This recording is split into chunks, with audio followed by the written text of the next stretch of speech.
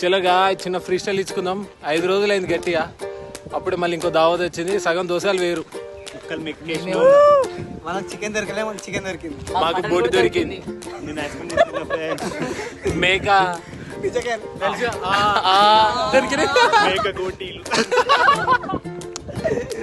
ఇగో ఇంత పెద్ద ఫంక్షన్ హాల్కి వచ్చి పెద్ద కన్వెన్షన్ ఇంత రిచ్గా ఉంటే మాల్ చూడు. ఈత చెట్టు ఉంది అనేసి కథ. దీని ఈతకాయలు ఎరుడే దొరికింది. ఈతకాయ చెట్టు ఇది అరే